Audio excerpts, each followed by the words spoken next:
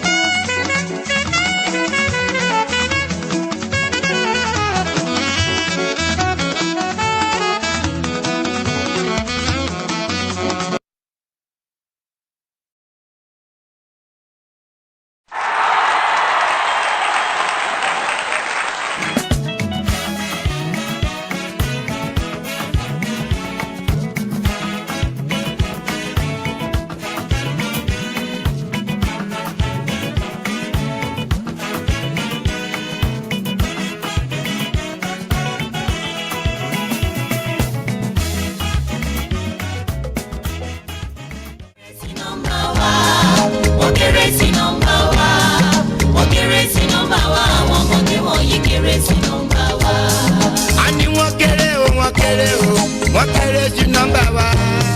Wọ́n kéré sí nọ́mbà wa. Àwọn ọmọdé wọ̀nyí kéré sí nọ́mbà wa. Wọ́n kéré sí nọ́mbà wa.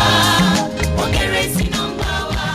Not because I suffer fast, not because I pray and fast. No be your show, no be jazz. I'm watching. Daily, Osinachi. I'm no qua, Osinachi. Man, Osinachi. I'm watching. Daily, Osinachi. Mama, Osinachi.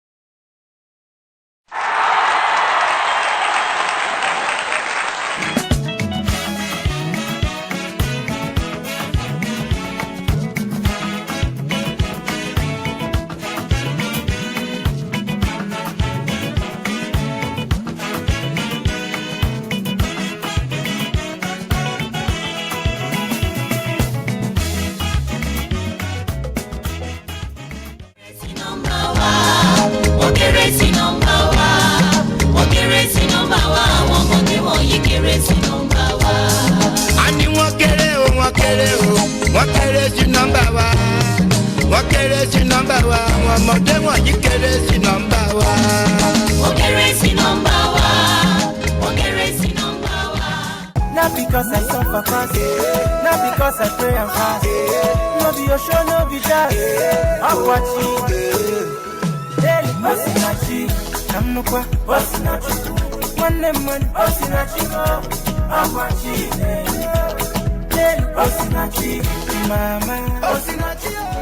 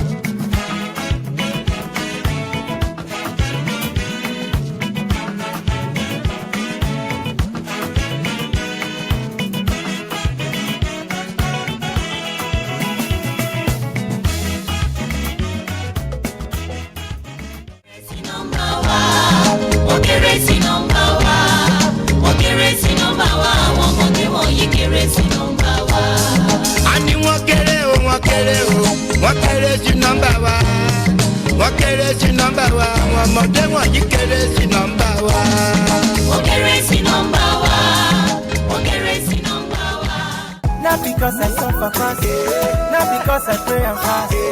No be your show, no be jazz. I'm watching. Daily, Osinachi. I'm no qua, Osinachi. Man, Osinachi. I'm watching. Daily, Osinachi. Mama, Osinachi.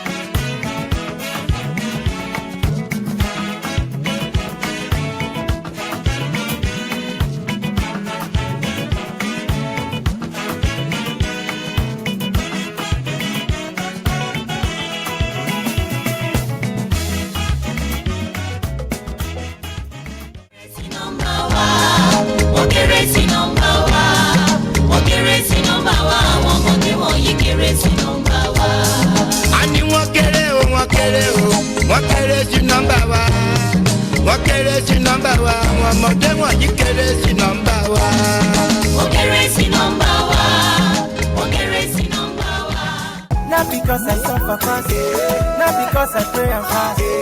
No be your show, no be jazz. I'm watching. Daily, Osinachi. I'm no qua, Osinachi. One lemon, Osinachi. I'm watching. Daily, Osinachi. Mama, Osinachi.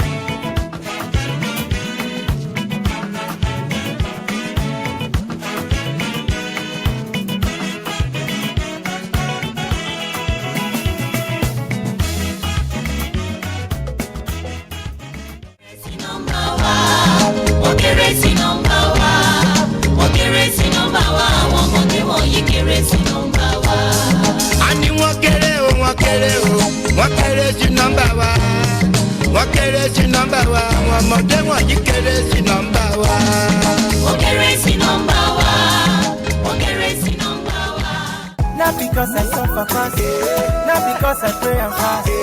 No be your show, no be jazz. I'm watching. Daily, Osinachi. I'm no qua, Osinachi. One lemon, Osinachi. I'm watching. Daily, Osinachi. Mama, Osinachi.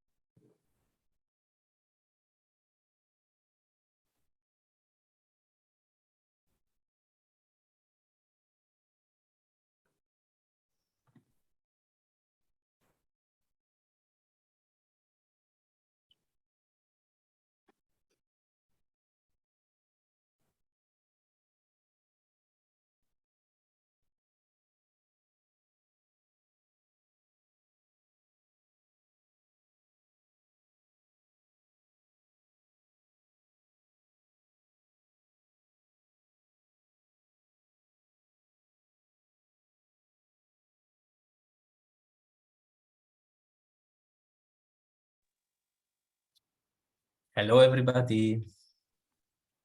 Hello. Hi, Anna. Hello. Oh, Hi, Hi, Femi. Femi. You I- became I- you became myself, and I became yourself. oh my God. I'm just looking at that. We finally made it. That was our project from the beginning, wasn't it? How did that happen? I don't know. Good to see you, Reina. Good to see you, Deborah. So I think for the host, we need to switch names between myself and Oluwafemi. So I'm Michele Lancione, And I'm and the Oluwa man Femi. currently, yeah.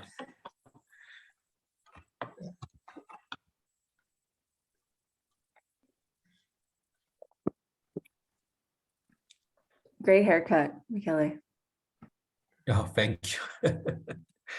Yeah, it's the UK.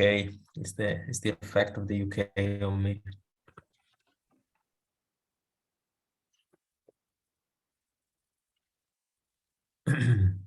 So Is it only us?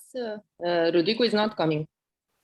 Rodrigo cannot come. No, it's only us, and now we have 2 attendees in the room. So maybe what do you think, Femi? Maybe we should just wait a little bit longer. Maybe just a few more minutes, then we start. Yeah.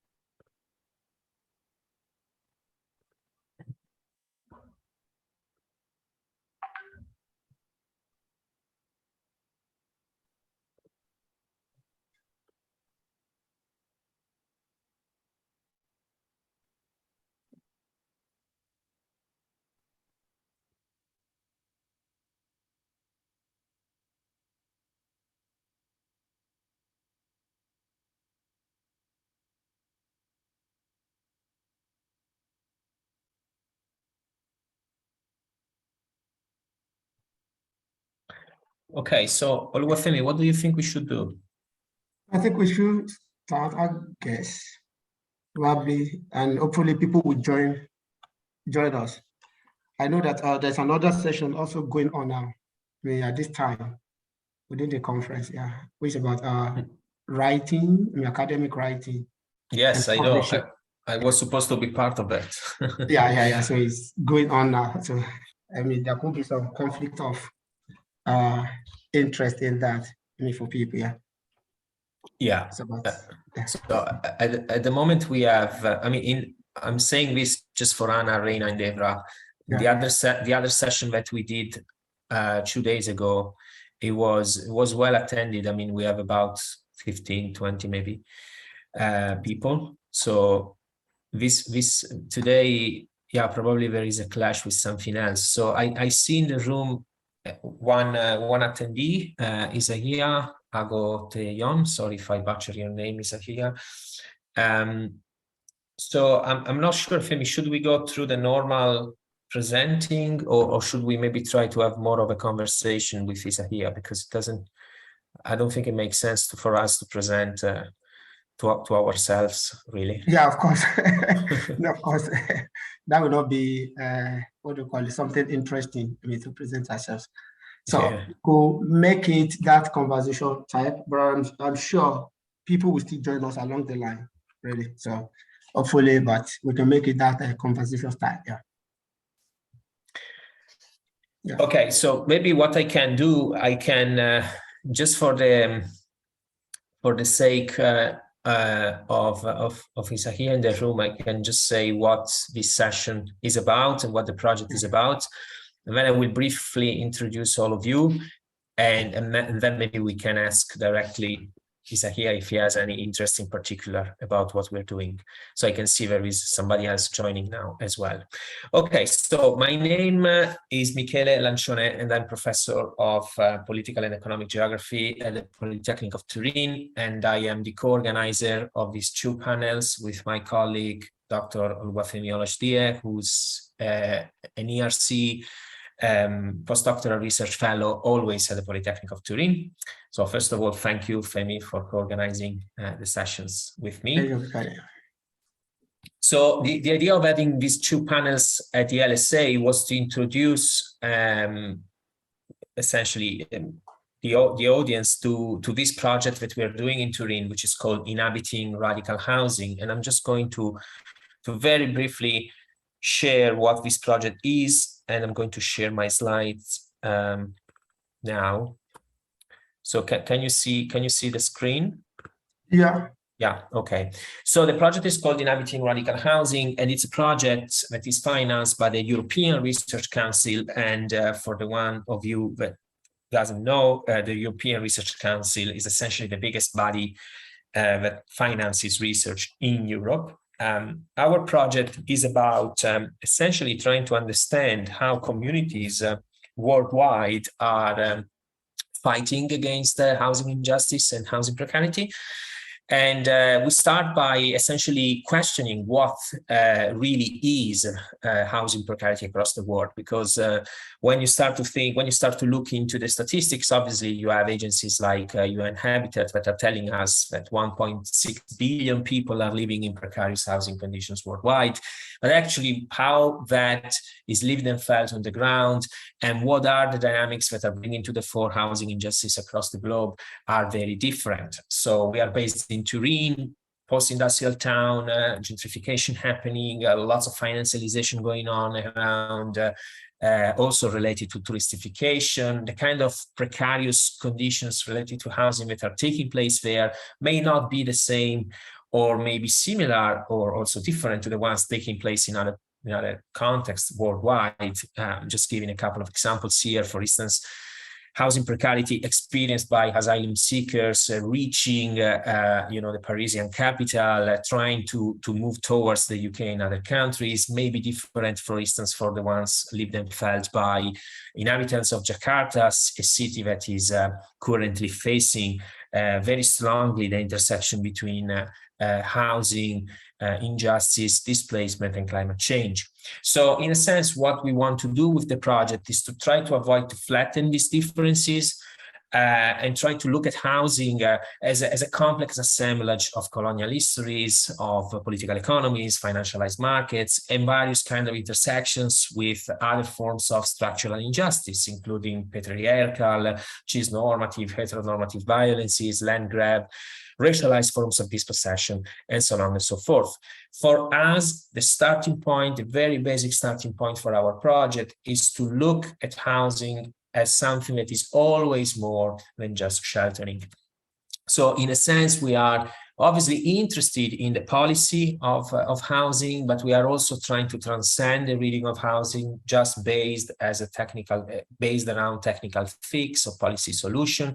What we really want to do is to try to understand how communities, when they struggle for housing justice, sometimes in ways that are not fully declared, are also contesting the grounds of inhabitation upon which their life is becoming. So, in several contexts worldwide, you have communities that from the grassroots are fighting for housing, and at the same time, they are also challenging other forms of structural violence.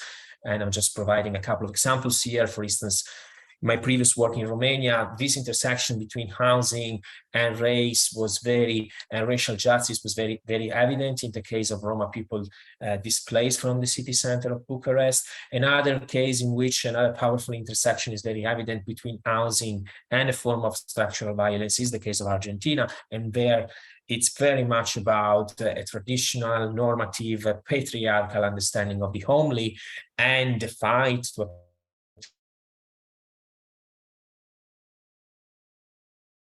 becomes a terrain of struggle at the intersection of sheltering, of course, and climate change, and especially the ways in which authorities are, so to speak, appropriating the narratives of climate change in order to displace community, okay? So we're really interested in this kind of intersectional understanding of housing precisely because we don't want to reduce the complexity of the housing political to overarching Western narratives that tend to read housing just as a matter of policy or technical fix.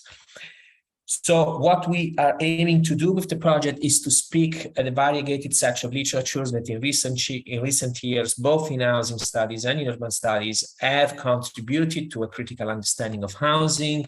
I'm not going into detail here because I think it's better if I leave space to my colleagues, but essentially we really aim to provide a form of housing knowledge that is very much situated within the histories and the geographies that we are going to look at.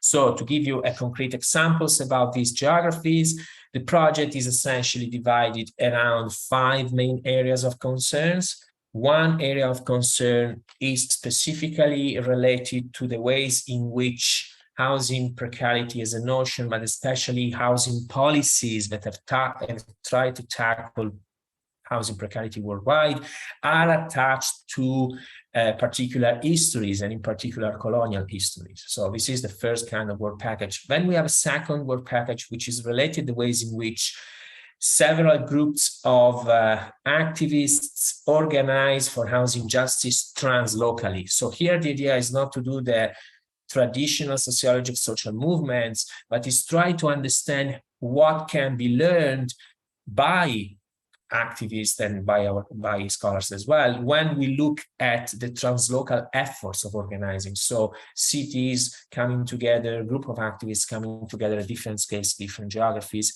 again, globally. The third work package, which is the biggest one, is related to the lived and felt experience of communities that sometimes not in declared way, not in ways that are declaring the housing political following the traditional grammars derived from the West, are fighting for housing justice and are also fighting to challenge forms of violent inhabitation. Okay, so in specific, when it comes to this work package, we are looking at several case studies across the world, and I'm going to say something about this in a second before wrapping up. And finally, beyond the scholarly contribution, we have a fourth work package, which is just about trying to open this project up to a community of interests, scholars, activists that, in a sense, would like to engage with us in a form of collective study around housing, accordingly to the framework that I've just presented. In this particular, for this particular goal, so to speak, we have just launched a new lab that is called Beyond Inhabitation. And the lab, I'm just going to point it there, we call it a collective study lab because through the lab we are offering a number of possibilities to engage with us in a form of collective study and reflection around the intersections of the housing political across geographies. In order to do that, well, at the most basic level, we have a number of events that are open. People can come online and offline. We have one coming up next week with Dr. Alana Osborne that is particularly interested in forms of racial violence and also in the colonial frameworks. And these events are open and are a starting point for you in the audience if you're interested in connecting with us. But then we will also have opportunities of engagement in forms of collective conversations with the researchers that are part of the team, and some of whom are here in the room today, and I'm going to present them in a second, and with the extended steering committee that we have. And you will hear about opportunities to engage with us, including visiting opportunities in Turin. You just have to subscribe to the blog if you want to keep posted. So this is what we mean by co-producing meaningful exchange, and it's also the reason why today we wanted to present at the LSA. So the geographies of our work are spanning several localities across the world, and the team is a pretty big team. In the first day, we had Chiara Cacciotti, Daniela Morpurgo, Veda Popovici, and Oluwafemi that were presenting about their take on the project. And these people are divided in the different work packages I just presented, of course. While today we have the remaining part of the group. We have Dr. Reina Ruzenko. Reina in particular is looking at work package 1, which is the one related to the history of housing policy, and especially how these histories of global housing policies are related to colonial formations. We should have had Dr. Rodrigo Castriota, who is looking at housing in the extended Amazon and the ways in which housing intersects extended urbanization in areas close to the Amazon in the northern part of Brazil. But unfortunately, Rodrigo is not feeling very well today, so it's not here. We have Dr. Devra Wallman. Dr. Wallman is looking at the ways in which housing struggles are related to issues of new forms of urbanizations in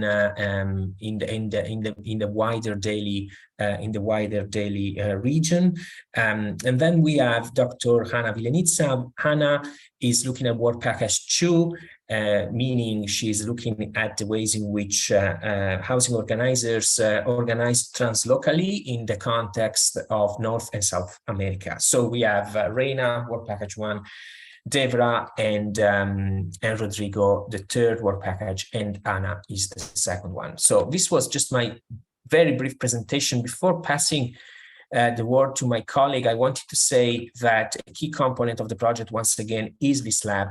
And so I really invite you to look at our program of work, because obviously today we are presenting about some preliminary ideas. The project officially started 1 year ago, but technically started only a few months ago because the researchers joined Turin only a few months ago. So we are just presenting ideas today, but we really hope to engage with you in the future. Maybe in the future with Femi, we will continue to organize sessions at the LSA to bring you some results as well. Okay, so this was my brief presentation. I can see that there are more people in the room now. Maybe Femi, what do you think? You could, since I have spoken already a lot, maybe you could, if that's okay with you, say a couple of words about your own take on the project. I know you already presented the other day, but I think it's relevant for the colleagues in Lagos to hear again a little bit about your own take in the project, and maybe we can move on with Reina, Anna, and Devra. What do you think, Femi? I think you're muted.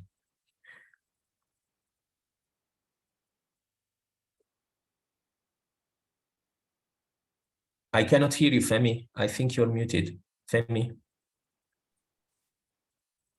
Thank you, Michele, for that. Yes, so okay. Can we all great. hear that? Thank you so much for that. Yes. So, I will be glad to present, to just talk briefly about my take on the work, and for maybe for the benefit of those who are just joining today. Though I presented it on the first session, but for the benefit of those who are just joining today, it will be my pleasure to do that, quickly run through it. So thank you everyone for joining and for taking the time to join us in this panel or in this session. And depending on where you are at in the part of the world, so I'm saying good morning, good afternoon, or good evening. So as Michele presented, this is a global project looking at different continents, from Asia to Africa, Europe, Latin America. So we're looking at that. So it's a global project. And I basically am focusing on Africa and more specifically Lagos, who also has demonstrated the issue central to what we are looking at within the lab and within the project, the SF project. So my take on this is looking at the politics of housing precarity and struggle for housing justice. I mean, looking at it with the intersection of governance and urban development.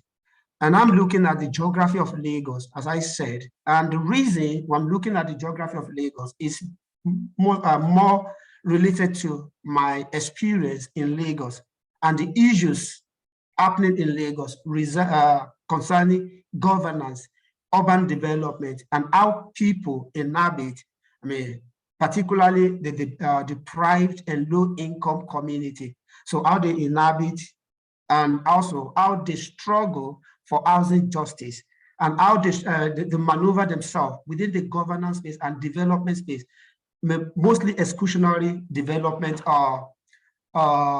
ideology within Lagos. And in my past study, I've looked at this, I mean, the issue of urban development and livelihood of the people, and also I've looked at the different paradoxes that actually happen within the governance space. So for this project, my take, or what I'm looking at, is that to look at housing precarity and to argue that the contemporary housing precarity that we experience in many of the African cities, it's not just something that started today, but it has connection to, it has historical connection, which connects to the idea of colonization.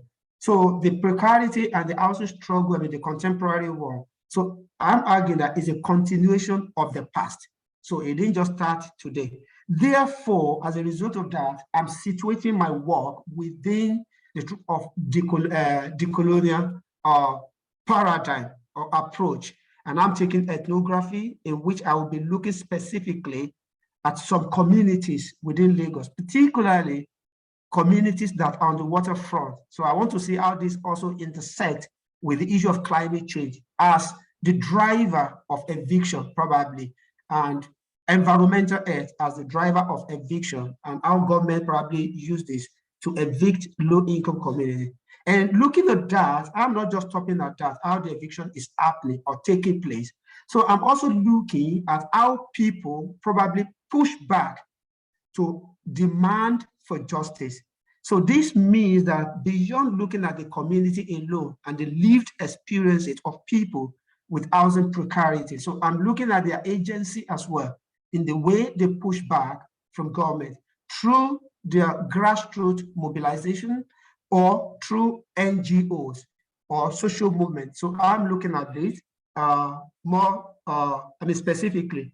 So with this, I will look at the different tactics that they use to negotiate with government or probably to confront government to demand for housing justice.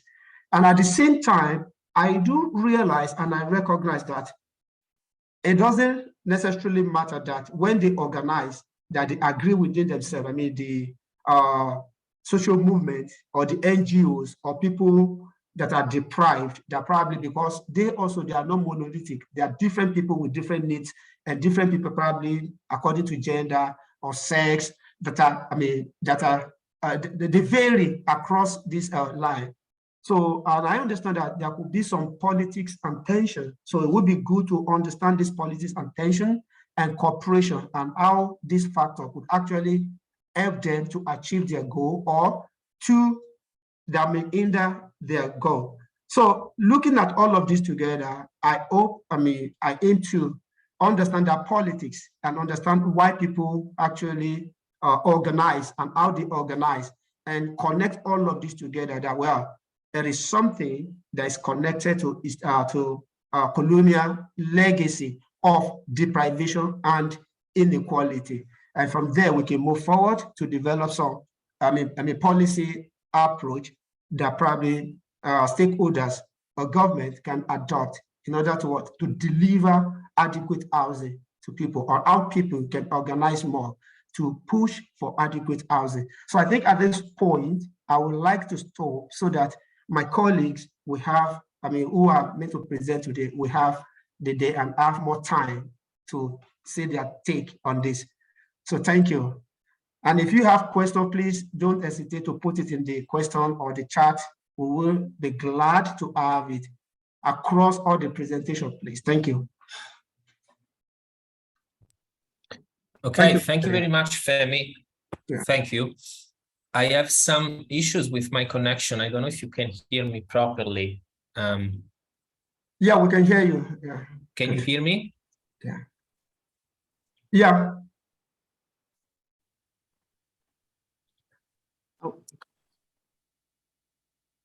Okay. Femi, it's better if you introduce Reina because my connection is not working well. Okay. That would be great. And that would be my pleasure to do that. So just a moment, please. So I'm taking a turn to present now will be Dr. Reina, and they are also taking part in this project as a fellow of the lab, so as a postdoctoral fellow of the lab. And as Michele said before, they will be focusing on the first work package, particularly looking at the history and looking at the global history and the politics. So very quickly, I would like to read a citation very quick so that you have understanding of the person that is addressing you or presenting today. So Reina is a postdoctoral fellow for the ERC project, Inhabiting Radical Housing. So their work focuses on the trans-historical role of public policy in producing and manufacturing structural inequalities across developmental context, particularly as related to Asia. So they employ historical and ethnographic method to investigate the development, implementation, and street level impact of policies across multiple fields, including housing, employment, welfare, policing, identification, urban planning, and property rights. So Reina has 20 years experience in policy research and advocacy pertaining to homelessness in Japan and Malaysia across all endeavors. So they work closely with persons with experiencing of homelessness. So at this point, I have the pleasure to present Dr. Reina to you. So Reina, you have the floor, please. Wonderful. Thank you, Femi. I appreciate that. So yes, my name is Reina Rusenko. I specialize in research on imperial and colonial legacies in modern policy and law, and I focus specifically on homelessness in Kuala Lumpur, Malaysia, and Tokyo, Japan. For this project, I will be looking specifically at how race, gendered, classed, and ableist normative understandings of what constitutes suitable housing for people has been introduced into different policies through transnational networks since the 19th century. And I also will be looking at the relationship of these past normative ideas to structural inequalities that we see today, and specifically, in my case, those that are shaping homelessness. So to give an example, a concrete example of the kind of history that I'm looking at, and I'm selecting something that I'm sure everyone here is very well aware of. If we go back to the British Empire in the early 20th century, 100+ years ago, the British Empire was actively developing policies to deliver what they called family homes to white people in initially the middle classes and then the working classes, specifically by offering people land. They offered people homes, they offered people subsidized housing, and they also offered people loans to procure housing. And it's important to note that they were not just offering any people access to these benefits, but it was specifically to married men. And as part of the terms of the agreement, people would then agree to settle in designated regions, either in Great Britain or also the settler colonies. So what you did, this was policy targeting white people, sometimes based in Great Britain, that would agree to relocate to a settler colony. This also occurred, of course, within settler colonies. And quite famously in South Africa, where you had, for example, poor whites that were in the early 20th century housed through programs to get them out of informal settlements. So at the same time, this same British government in their British colonies, they very explicitly provided only dormitory style or otherwise congregate living arrangements to Black, Indigenous, and Asian people that they had displaced, and the very same people who they were also bringing into the cities to use as labor. And they were denying these same people, the ability to bring their families or cohabitate with their families in the colonial cities. So here you have a policy of actively denying people homes and actively denying people cohabitation with their loved ones. And this was justified as necessary for disciplining and preventing people from settling. And that was also an explicit objective of the British government at the time. So I will be doing my own work. I am right now doing archival research, and next year I will be starting ethnographic field work pertaining to both of my cities in Japan and Malaysia. As you're well aware, Japan had its own empire in the 19th and 20th century, and at this time it adapted a lot of policies and ideas from British and European empires. Whereas Malaysia was directly shaped by the British Empire as a colony itself. So my work involves looking a lot at transnational policy networks. And so going back to, imperial times, this is both networks between empires, such as between Britain and Japan, but also intra-imperial networks, such as communications between South Africa, Sri Lanka, Malaysia, with policy, ideas and models being conveyed. Specifically, I'm very interested in looking at how these policy histories relate to past and present lived experience of homeless people in my cities. And I'm including precarious workers, migrants, and refugees in my cities as well. So I'll be looking at how the kinds of housing that has been made accessible or inaccessible to them, how that has rendered them vulnerable to greater social or economic insecurity. And my ultimate aim through this research is to provide a greater reflection, opportunity for greater reflection on racist, sexist, and ableist imperial and colonial legacies that are built into our popular conceptions of what housing is. And also I want to make it very clear in my work that people who have been struggling with housing all this time, they have been critiquing these very points and have often not been heard. Thank you very much. Thank you, Reina. That was excellent. Yeah.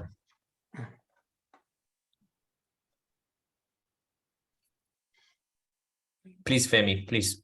Sorry if I jumped. You may introduce. Okay. So let me introduce then Dr. Anna Vilenica.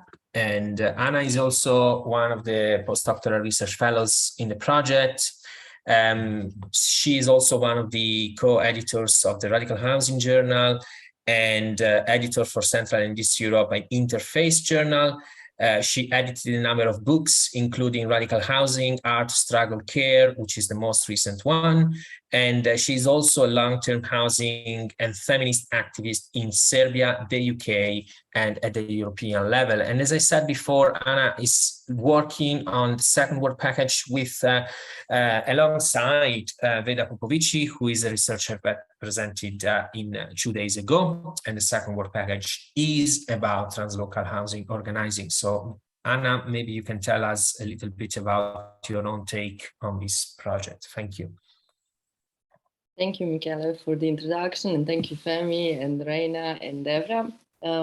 I will try to shortly tell you about my approach to research and what I intend to do in this project. I give it kind of like a title.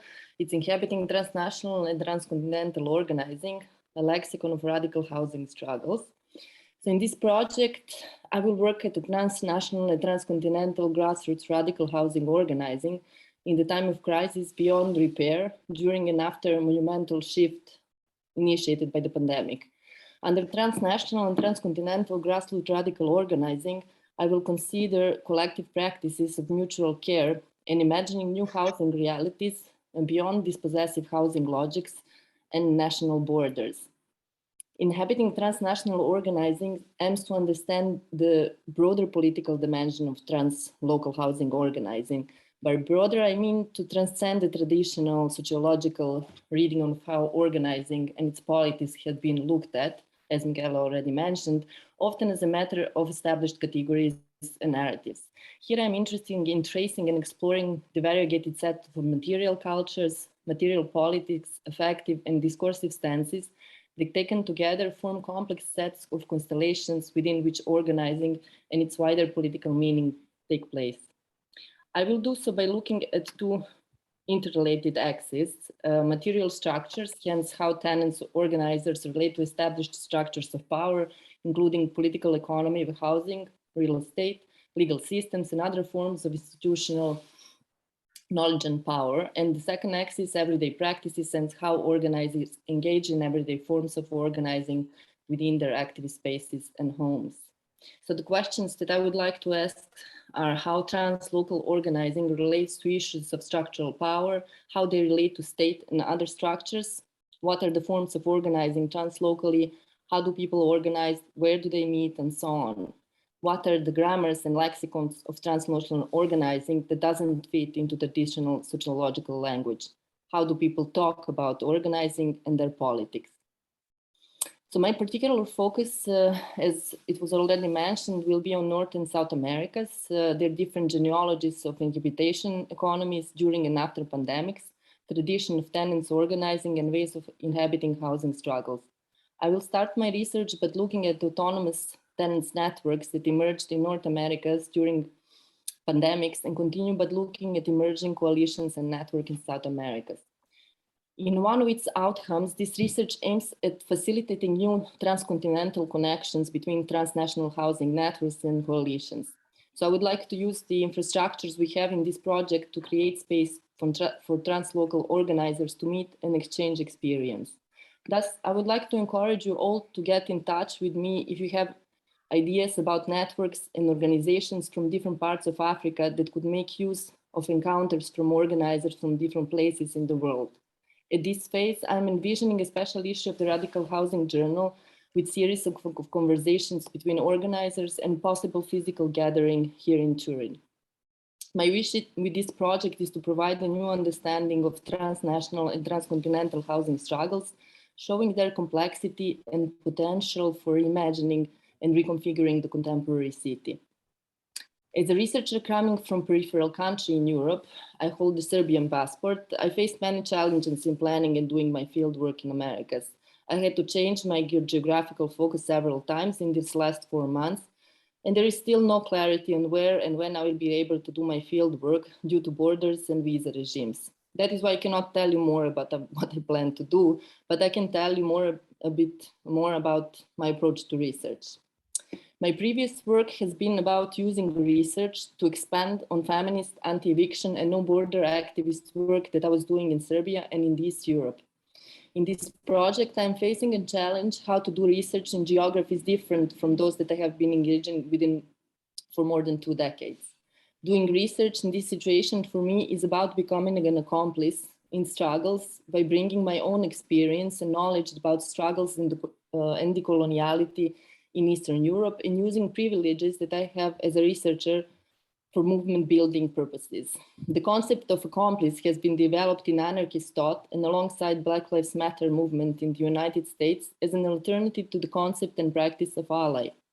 Unlike allyship that has been conceptualized and grounded in the rights-based discourse of identity politics and praising patronizing relations between those who assist towards those who need assistance, accomplishment has been understood as a practice that is capable of acknowledging autonomy and self-determination, competence and compatibility of individuals and groups in the struggles against injustice. Allyship has been seen as the act of making personal project out of the oppression of others, while accomplishment includes finding creative ways to weaponize one's own privilege in the struggle. When thinking about doing research and becoming an accomplice, I start from the promise that it was articulated by the Indigenous Action Media in their pamphlet, which they published in 2014. We all have a stake in each other's liberation, and when we act from that interdependence, we can share with one another as equals. I am aware that doing research about the movements is a messy, difficult, and personally challenging process, with the failures being more instructive than successes. For me, the discomfort is an integral part of becoming an accomplice, and on this track, compelling to become accountable to the movements and to myself is the basis for the trust without which my work couldn't be possible. Thank you for your attention. Thank you very much, Anna. That was beautiful, and I thank you in particular for stressing the importance of creating space and connections through this project. So I aim to re-emphasize what Anna just said. If you think that from your own constituency, from your own geography, you can get something by getting in touch with us and collaborating with us, please do so. So thank you, Anna, again, for highlighting that point. And finally, last but not least, we have Dr. Devra Waldman with us, and I'm just going to tell you a little bit about Devra. So Devra is once again one of the postdoctoral fellows within this project. Her research interests center on issues around post-colonial, decolonial theory, contested terrain of land acquisitions and real estate development, environmental aesthetics, and the politics of physical culture in the imagination of urban space and experiences of dispossession in India in particular. And Devra is one of the researchers working on work package 3. So it's about situated, contextualized field works in specific places and with attentions to history and geography. So Devra, do you want to tell us a little bit about the work that you're going to do around Delhi? Thank you. Hi, everyone. Thank you, Michele, for that introduction. And it's amazing to follow my amazing colleagues who are doing such great stuff. Whenever I hear anybody talk about their project, I get really excited. So I'm grateful to be in the room with the rest of you today. As Michele mentioned, my work history has been in the National Capital Region of India, so Delhi and its surrounding cities. And for this project, I'm going to be focusing specifically on a satellite city of Delhi called Noida, which is on the southeast side of the Yamuna River, but it's part of this National Capital Region. And Noida was established in 1976 by the government of Uttar Pradesh, because that's where the city sits. And it has long been positioned as the future of urbanization for the National Capital Region and the solution to Delhi's urban development, industrial congestion, and pollution problems. It's always been imagined as an urban and industrial extension of Delhi within the NCR, and has been subject to many competing developmental experiments through this 50-year history because it doesn't have electoral representation. It's controlled by a CEO and a board of directors. So there's a lot of experiments that can happen in that kind of context. But this future of Noida as the solution to Delhi's problems has never really materialized as such. And a recent federal government audit of the city that was just published a month ago revealed that despite the state aggressively acquiring 12,500 acres of land for residential development in the last 15 years, 63% of that housing stock has remained incomplete up until this time. And between mass evictions off of village and farmland framed as urgent to make way for the development that began and never finished, and sold out residential projects for middle-class populations who purchase flats that they feel like they're never going to be able to move into. In many ways, Noida is now framed as beyond inhabitation, despite its 670,000 documented population in the last census 10 years ago. So I think realistically, we could put that population at closer to 1 million. And this is framed as beyond inhabitation for the wealthy populations who have purchased homes there, but also for the poor and informal populations that have been evicted off the land. And in response to heavily sustained critique of the city as a place of permanently condemned to a state of waiting, due to a combination of developers defaulting on payments to a tune of almost $1 trillion over the last 25 years, and illegal encroachment from a variety of groups. There have been a range of interventions by the CEO of Noida, the state of Uttar Pradesh, and also the federal government that have targeted land mafias of both the wealthy and the poor in that region who are seen to be occupying publicly owned land. So in this way, Noida is framed as, or it's seen as an eventuality. This future of Noida will inevitably come at some point, but it's also been perpetually uncertain, subject to fits and starts and changes about what this urban and housing future could, would, and might look like in the region. So for my research project, I'm interested in examining these intersections of land, urbanization, and inhabitation in this urban extension of Noida, this place that's stuck between the future and the uncertain constantly. And so the aims of my study are to understand the contested politics of housing and urban development in a place continually constructed as the future and a solution to problems, how different groups position themselves in relation to these eventualities and uncertainties of urban development in Noida, and how these eventualities and uncertainties reshape experiences and modes of inhabitation. So what the rub against this uncertain and inevitable future create in terms of thinking about inhabitation in a place like this. And I'm looking to use a decolonial approach to urban studies that's grounded in a conceptualization of provincializing Europe. And I'm going to use ethnographic methods to kind of unpack this. So to achieve those pretty broad and ambitious goals, I'm going to use 3 specific case studies and thematic entry points aimed at kind of addressing some of those broader concerns. First is kind of to trace the history of urban planning, development, and governance in Noida in order to answer questions about how Noida has been imagined, governed, and developed over this history through these different levels of government, from colonial to post-colonial state contexts, and how that's influenced housing and urban development in the region. The second case study is to use the large-scale land acquisition and allocation to the development of 4 sport cities in the region to unpack questions about how different groups, including the state of Uttar Pradesh, the city itself, urban developers, village dwellers, all of these groups kind of either invested in or part of this region, position themselves in relation to the future of Noida as being clean, green, healthy, and world-class.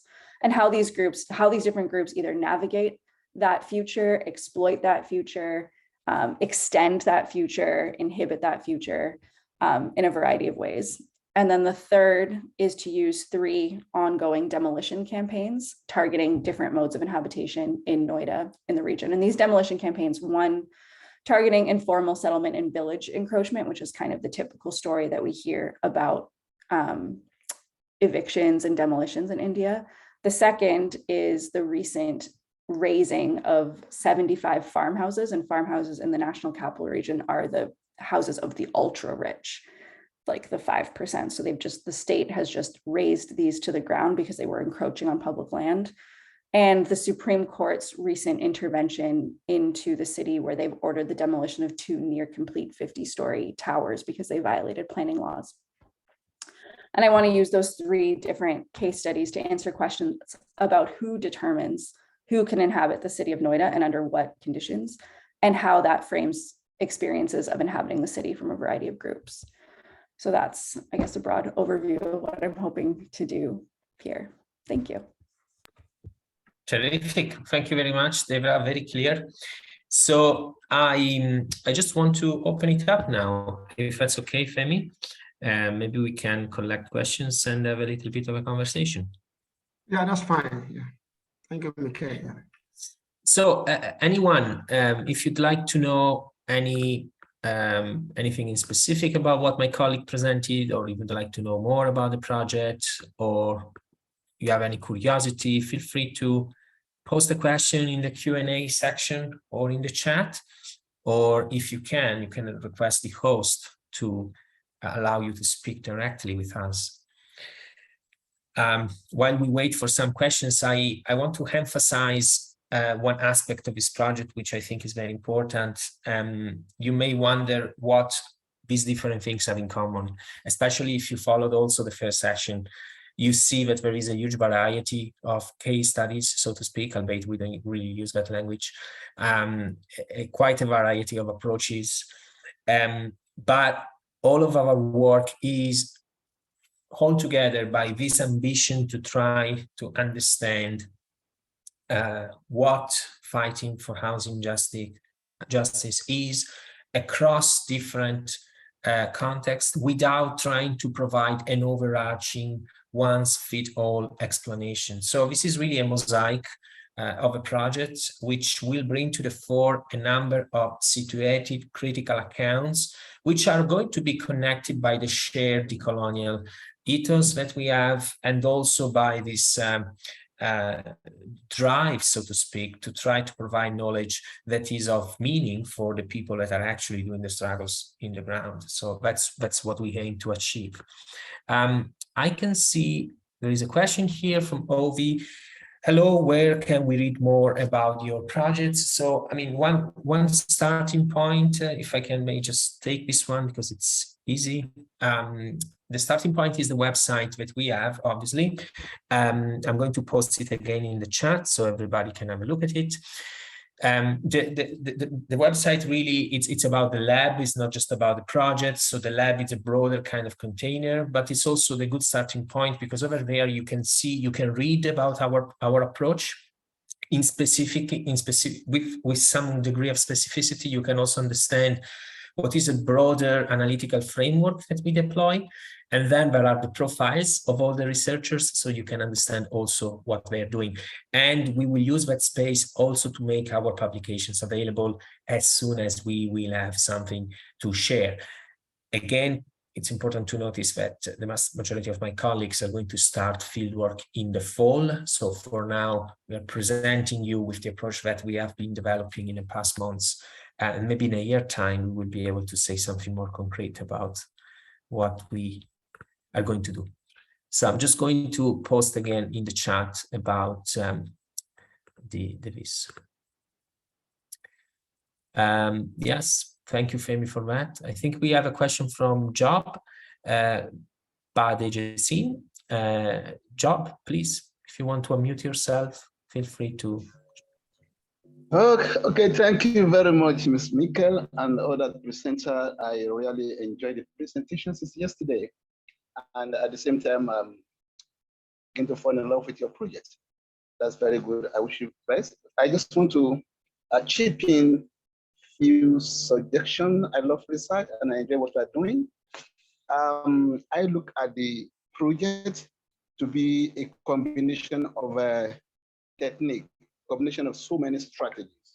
We have seen from the presentation of Rina and Devian and Hannah, some are historical in context, some a kind of pragmatic, and aspect of longitudinal. You're talking of ethnographic here. So I just feel that maybe I can also contribute this way, that seeing the work look historical in context, pragmatic in one way, that we should be cognizant of the fact that during the field work, we want to collect the data. We have to be mindful of the age group, the respondents that we give the information. And we are talking about colonial and pre-colonial era. So it might be the generation now that will supply the needed data as far as historical context and antecedent is concerned. That needs to be taken into consideration. Age bracket, and then the demography of the respondent become important so that the originality of the work will be able to reflect the true picture in terms of eviction and the settlement, perhaps how it happened from different contexts from one year generation to another. And that become a good idea of what's happening in South Africa in the recent project that I participated. So on that note, that should be taken note of, I think. Then secondly, I also need to let you know that it's also important to have this question in mind, the question of the fact that what do housing and home ownership means to these people, residents? The contextual meaning of housing and ownership is very important, since we have different contexts, what is happening in tourists, different contexts in Argentina, South America, different contexts in Africa. So these also will help to be able to unearth the true story of what is happening on the radicality and the precariety of housing. I'm just suggesting as well, because this is good work that is problem-solving imperative. So then I'm also thinking that on the theoretical underpinning, I don't have the idea of the contents of your work, but when it comes to theoretical underpinning and the framework, I see dependency, power dependency being useful. Power dependency, goal dependency, and also look at the idea of social constructism as something that will be useful for this world. It's a form of also a kind of phenomenological study. The social constructism theory may be able to be part of the colonial theory that I think Arena mentioned and other people mentioned, and this will be of help as well. Be able to look at it, that we are looking at what has happened in the past and the present and what is going on. And the goal dependence will be able to tell us the reason why they are doing that. I'm trying to give the suggestion that way. And lastly, do I see have another one here that I want to suggest? Then if you want to go to, I'm now asking that would there be so much emphasis on ethnographic, since it's an issue that is historical, and we have a kind of case study, we have gone somewhere. So I think the idea is social constructism. I understand why we have to go there and look at what they are doing, but I think the theory, because when we, of course, maybe through the grounded theory, it might help us to come up with deductive or inductive approach of the ethnography. So I just think maybe I can just keep this in. I enjoyed the presentation and I look at it as a very good project. Thank you very much, and I appreciate it. Thank you very much. Fantastic, thank you, Job. I think you raised a number of very important elements and topic around demography and coloniality, the relevance of context, path dependency theory, and ethnography. Maybe I would just ask my colleagues if any of them have any reflection on some of the points that you just made. It would be good to hear from them as well. I'm not sure, I don't want to ask each one of you specifically, but some of these points speak directly to some of your concerns. So anyone would like to maybe offer? Yeah, Reina, thank you so much. Hi, wonderful. Yes, I really appreciated the commentary. And I actually want to follow up on just the idea of social construction, because that's also what I was highlighting, or what I wanted to highlight in my presentation. And so the reason I selected the example of family housing, already I'm going over, documents that span the range of the 1890s to the 1930s. And there is, at the time, in Britain, this idea that we have to, expand for white people access to family housing. And this is, today what we hold as the norm. Anyone who lives, in a so-called modern society and wants to have a normal, happy life, the idea is that you have a house and you're married with a family, ideally in the suburbs where you can have lawns, right? The idea of having space of your own. So this was absolutely socially constructed and then structurally constructed through the policies that have been implemented, right? And the flip side of that is denying people, if they're not married or they're not white, access to the same kinds of housing. So this is something that I'm only really beginning to dig into myself. And it's, and you go back into, policy experts talking about the significance of housing, and they're very, explicit that, for their reasons why certain people should be denied, because they don't believe they're, civilized enough or ready enough to have this kinds of housing. So I do think myself that that's very important. I also wanted to just make a point in the movement for housing by homeless people in Japan. Job raised the idea of, what is the significance and what is the meaning of housing? Actually, one of their central messages and they're themselves talking simply about tents too. They want housing, but there's people, they're being denied the ability to pitch tents to even survive in the evening. And they say housing is survival to them. And so I was reminded of that. Fantastic, thank you, Reina. There was also a point around ethnography that Job raised. I'm not sure if maybe Devra would like to say something about around the challenges maybe of doing this kind of situated ethnographic work at times in which and in contexts like the one which you are exploring, Devra, in Noida, that have not really been covered before by other researchers much. So that is also one of the challenges I reckon of this project. Even Anna, I mean, albeit maybe the take is slightly less ethnographic, she's looking at a new form of translocal organizing that has not been researched before. So there are particular challenges methodologically also there, I think. I'm not sure if you want to provide a reflection while we wait for. Yeah, okay. you for me. Yeah, maybe Devra, if you want to. I mean, I'm just trying to, let the conversation flowing. I mean, there's no shortage of methodological problems or challenges for all of us. And I don't think just me, but mine arise because of what you mentioned, Michele. Noida has been completely eclipsed by all academic attention, Indian academic attention, even popular discourse, and then international urban studies attention. So it's not like I have a whole bunch of legs to stand on to help me prepare, let's say, for that context from here in a way that you can when you're studying a more familiar area like Delhi or Mumbai, more researched areas. So that's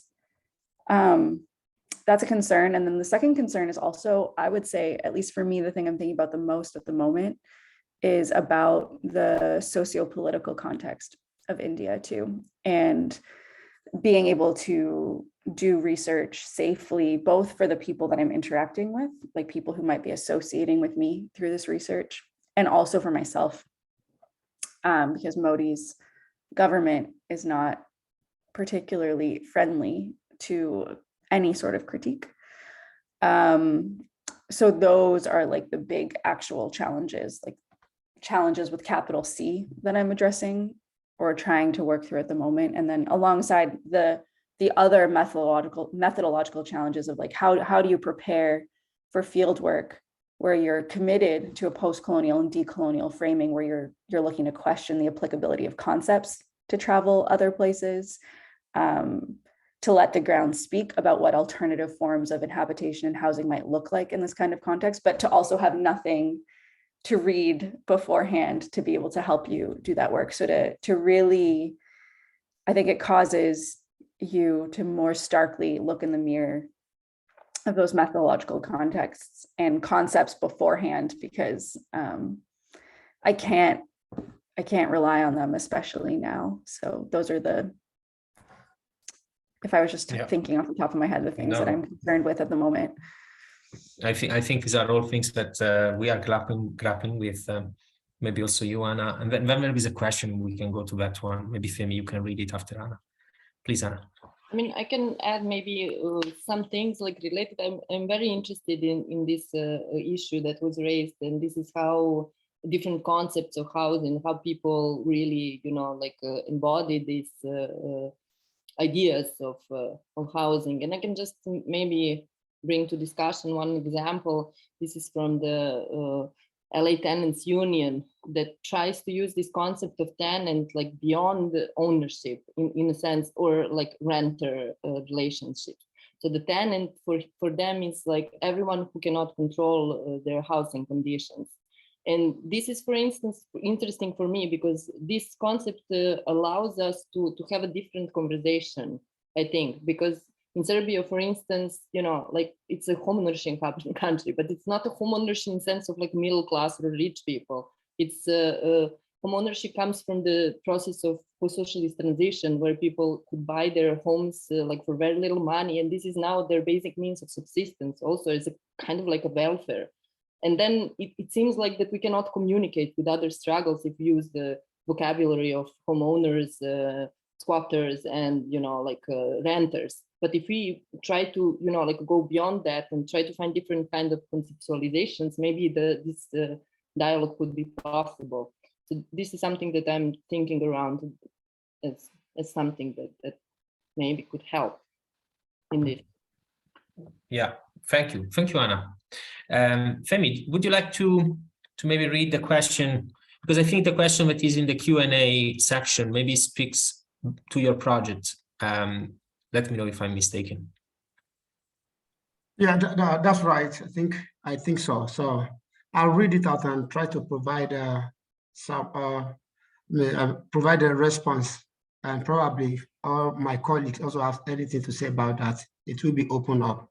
Okay, so the question says, looking at how people become homeless as a result of forceful eviction and the sale of property, thereby forcing people to move to hinterland also. What sort of housing conditions are presented in the hinterland compared to where they have been evicted? Yeah, no, I think my work, basically, I mean, if I look at it from my own work, of course, the broader work, I mean, the bigger work, which is global in nature, looking at housing precarity and issue of homelessness and how people inhabit, or probably, so when we're looking at that, of course, my angle to this and where I'm coming in from, because I'm looking at a situated, I mean, putting it in a particular context, let's say Lagos and by extension, Africa. Of course, central to my work is what are those drivers that's actually making people to become homeless and or to be forced evicted from where they are living now. And if I take Lagos as an example, I believe that the issue of governance, either the general governance or land governance, and also the issue of development, I mean, the state government actually may be aspiring to become global city or to become mega city, as the normal language that they use, okay, Lagos mega city. So I look at those as part of the drivers actually driving eviction. And the eviction in the long run makes people to be what? Homeless, because when they are evicted for that period, they are homeless, nowhere to go. Of course, eventually they find their level either by going to another informal settlement and to start again, or some people move away from Lagos and move to other cities where it is less or problematic in terms of that. So broadly, I'm looking at those different drivers driving eviction and how eviction make people to be homeless or make them to be what? To their housing to be precarious, and look at how the lived experience of these people and the way they inhabit. And probably looking at, okay, if they move away to hinterland, and in comparison to where they are, like an informal settlement in Lagos, of course, in terms of the space, I mean, if I draw from my past experience in Lagos, in terms of the space, if they move to hinterland, we have better space probably than living in informal settlement in Lagos or slum. But the question of economy comes in. Because in my past experience, there was a time I was asking someone that, well, if you move to the suburb, rather than living here, you can get a cheaper accommodation probably, and you can get better space. And the response gave me a kind of indication that no, location is very key to people, and opportunity to, access to opportunities, economic opportunity is very key to, and he told me that no, he would rather endure to live here and be close to opportunity rather than moving to suburb or moving to interland, that he would rather stay here. So that is very important. So while they may have a better opportunity or space in interland, but the economic opportunity that Lagos presents still make people to endure that precarity and continue to struggle with life and struggle with government aspiration, which often are most of the times they are contradictory. What people want is different from what government actually want. Government want to develop the waterfront as part of statement to announce Lagos as ready to compete globally. So I think I will stop at that. I will leave the floor open for my colleagues if they have anything to contribute to that. Thank you. Thank you, Femi. I just want to follow up on the last points that you were making following the questions. If you remember in the first session, I'm just going to repeat this for our audience and for the colleagues that were not part of this session. We had a question from Taibat Lowenson, Professor Taibat Lowenson, and that question was a little bit of a provocation because she was asking us, so well, how you are going to deal with the state? How you're going to deal with the fact that, in a sense, the state is both a potential interlocutor to some of the things that we may have to say, but on the other hand, the state sometimes, most times, is part of the problem, which is exactly what you were saying, Femi. So, and we couldn't provide an answer to Taibat because I think there is no one answer fits all. As I was also saying, in the first session, I recently went to Zurich in Switzerland to present something related to this project. And over there, housing activists were very much oriented at having meaningful and productive conversations with local authorities. Because the local authorities were indeed at least partially listening. But in the vast majority of contexts that we are going to look at, the local authorities are not interested in listening, and actually very interested in pursuing other forms of other agendas that are essentially reproducing dispossession and displacement. So what do you do in a context like Lagos when again, yes, it's the state that, in appropriating the language of climate change, is displacing communities. And obviously not only in Lagos. I mean, we have heard from Devra in the context of Noida, and I'm sure that the post-Trumpian situation, the post-Trump situation in North America is not very positive either. And maybe Reina can also tell us about Malaysia. So, you know, that is a really quintessential point. When you deal with housing, how do you deal with state power when you want to speak about the politics of radical housing? It's a conundrum. If I would like to also reinforce Femi's point, speaking historically, and because the documents that I'm looking at now, it's actually already by the 1900s and the 1910s. You see policy experts, British policy experts, both within Britain, but also across several colonies. This is at the time when a popular policy measure was clearance, right? And so they would find areas that they designate slums and clear them. And sometimes more in the 1920s, start to relocate people. And it was very well known and documented at the time that anytime you locate people, you forcibly remove people and relocate them outside of the city, it increases their rent, it increases their commuting costs, and it increases other expenses beyond a sustainable point for them. And so they end up going back into the city. And then, so as a result of these clearance measures, you actually exacerbate overcrowding in the city because people come back and they have to find alternate housing, of now which there's less. So it's actually very interesting. You go into the old, the state, experts and the state have been very well aware of these effects. That's why, over time, you also do see, for example, clearance went out of fashion. And now I think that was part of the allure when you go into an agenda of redevelopment, was that you don't have to destroy necessarily, you can selectively improve things. And they were hoping to enable people to stay in place a little more, but fundamentally, yeah, for other reasons as well, private sector involvement, you have people being outpriced, even if physically they are technically allowed to stay where they are. Eventually, the expenses are raised too much, and they're forced to relocate for other reasons. So, thank you, Reina. Mm-hmm. Do we have any other point, any other question from the audience, or maybe even if you'd like to share experiences, if you think that anything that we said speaks to any of your research concern, we would love to hear from you. I also want, I would like to maybe also reinforce, oh, wait a second, I think we have a raised hand. But I can, oh yes, we have a raised hand from Abdu Al-Fatai Anofi. Sorry for mispronouncing your name. Okay, it's all right. Good afternoon, everyone.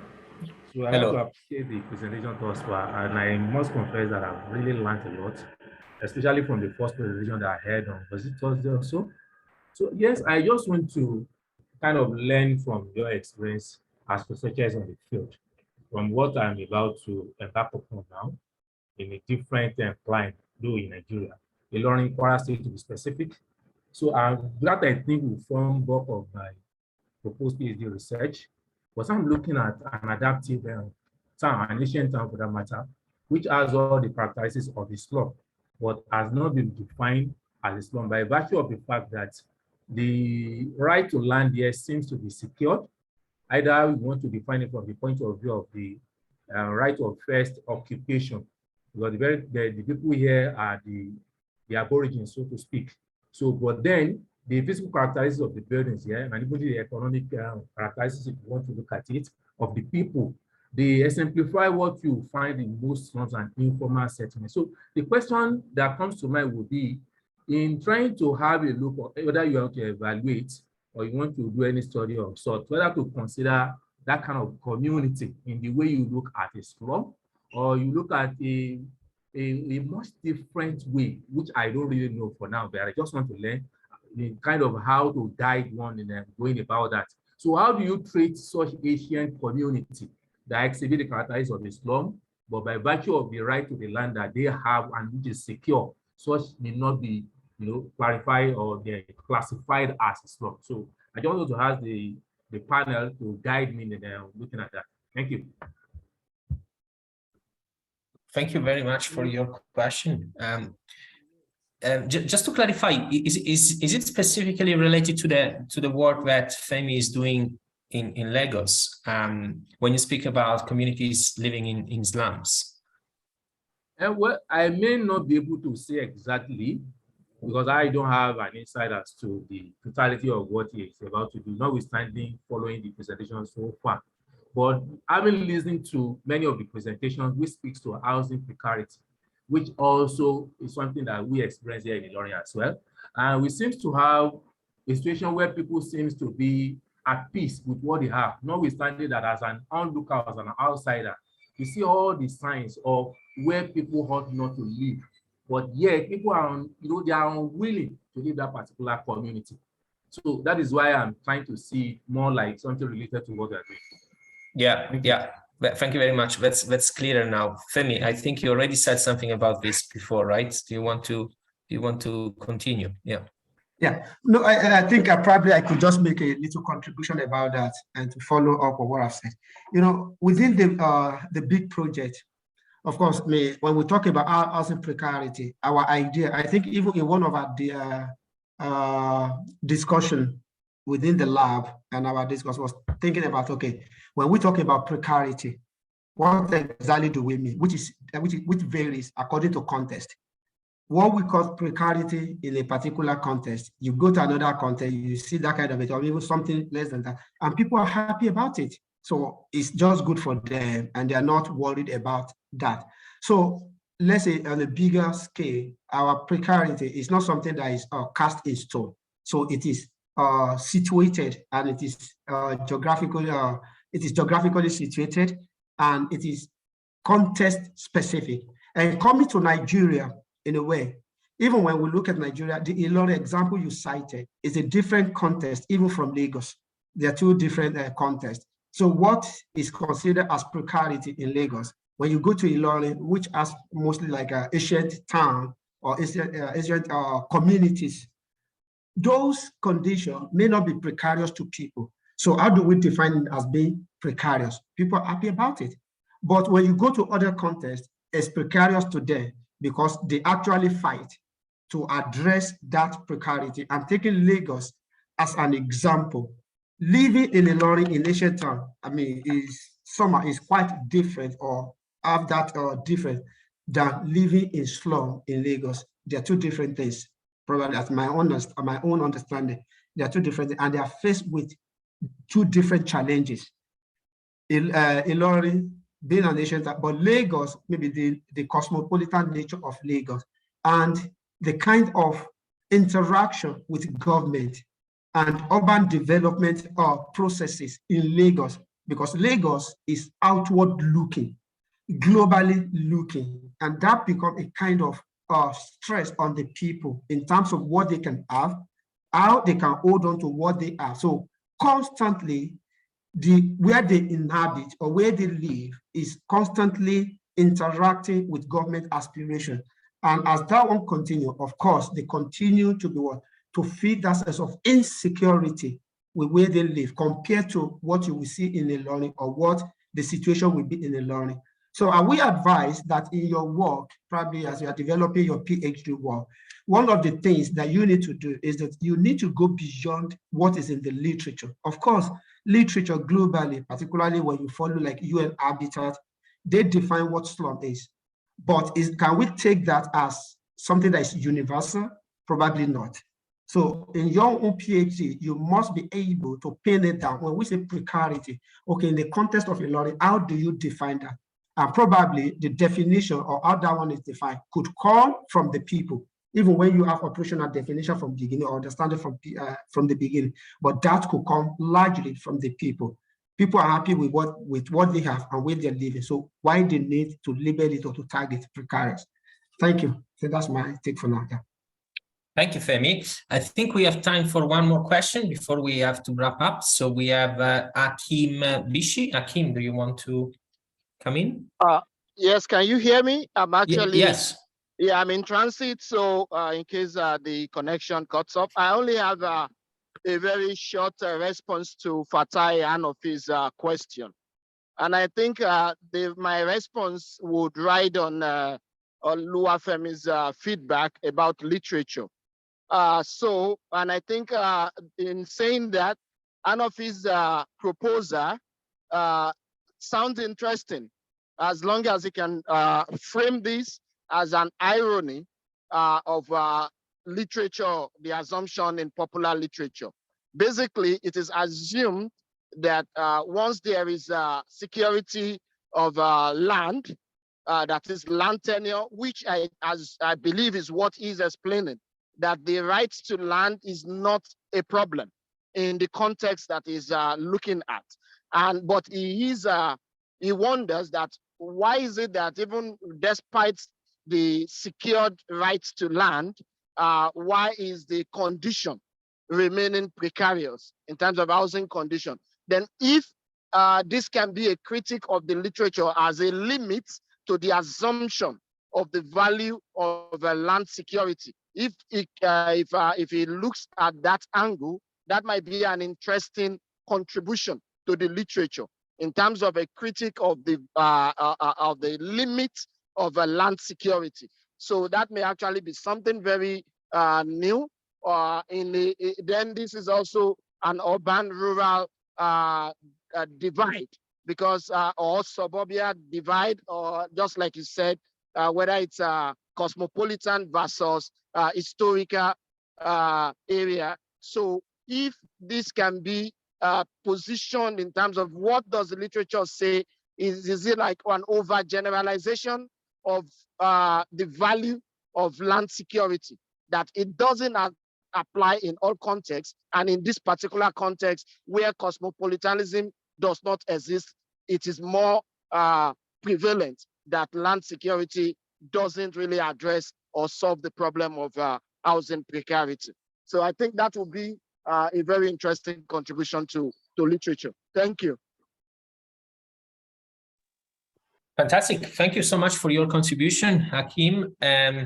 So I think it's about time to wrap the session up. Before concluding, I just want to remind everybody of something that my colleague Anna said before. with a number of other colleagues, we are also running this open source housing journal that is called the Radical Housing Journal. Anna and myself are two of the editors. And the Radical Housing Journal is an international journal. We have published already 7 issues. It's open access, and it publishes a number of peer-reviewed content, but also conversations with scholars and activists. Recently, we published one precisely based in Lagos, Nigeria, and Taibat Owenson was part of that conversation. So I'm going to post the link to this journal in the chat, and repost also the link to our lab. We really are trying to connect with scholars and activists like yourselves. So please get in touch if you want to collaborate. And I want to thank again Dr. Oluwafemi Olojide for all the work that he has done in co-organizing these sessions. And obviously also thanks to Anna, Reina, and Devra for joining us today. Thank you to the LSA conference for providing the space. And most importantly, also for the audience for coming in on a Saturday for listening to us. So thank you very much, everyone. Very much appreciated. Thank you so much, everyone. Thank you. Yeah. Thank you very much. Okay. Goodbye. Thank you, Femi, Bye. once again. Thank you. Bye. Okay. Bye.